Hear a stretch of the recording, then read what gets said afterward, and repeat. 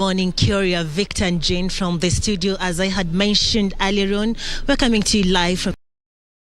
here at the Bomas of Kenya, whereby we have been receiving updates from the Independent Electoral and Boundaries Commission. Commission is led by the chair, Wafula Chebukati, but as of today, we have not yet gotten any updates from the commissioners, but we are expecting to get that update any time from now at around noon or 1 p.m., whereby they'll be addressing us to just give us an update of what has happened or what has been updated in regards to numbers, given that as of the last update yesterday, whereby by 4 p.m. they told us that about 12 million Kenyans had already cast their votes, which was about 53% of the total number that was expected to cast their votes as of yesterday. And also a number of places and counties and constituencies were able to cast their votes, save for a few whereby they told us that there will be a by-election in about 8 electoral places,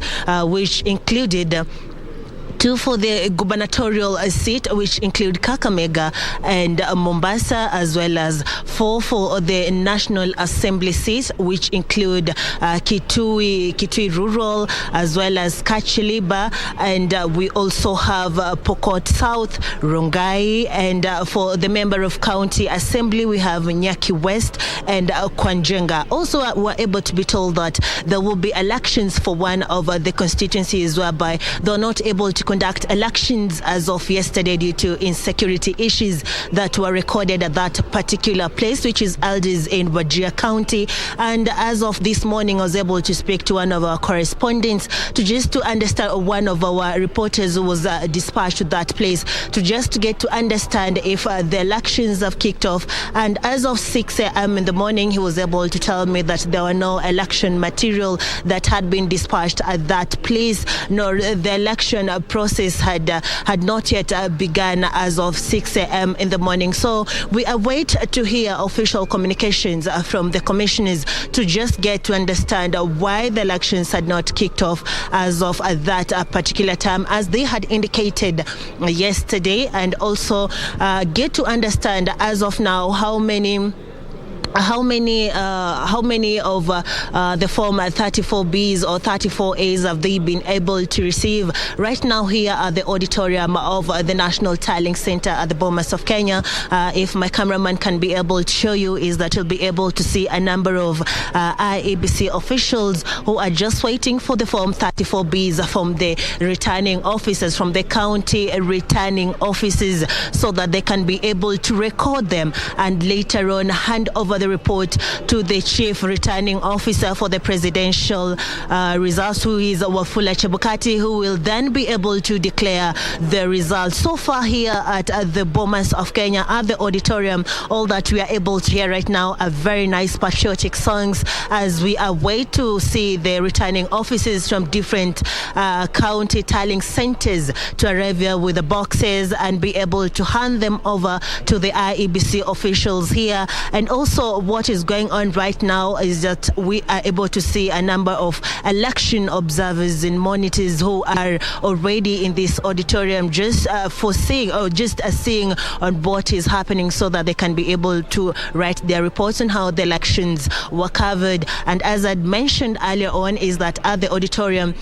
different places have been segmented for different people who will be allowed to access this place as the tallying will be going on, given that we have sections for the political parties, we have sections for the presidential candidates, family and friends. We also have places for the diplomats and places segmented for the observers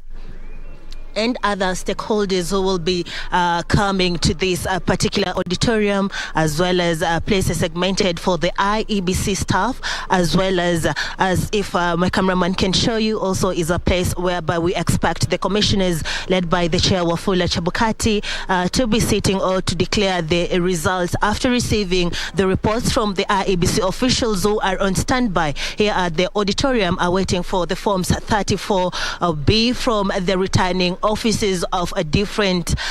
county tallying centers. We were also able to speak to some of our reporters who were on the ground to just understand if some of the returning officers have been able to leave their tallying centers so that they can be able to come to this particular place and present the forms to the IEBC officials in the auditorium. And some of them are telling us some of them are even still receiving results from the polling center.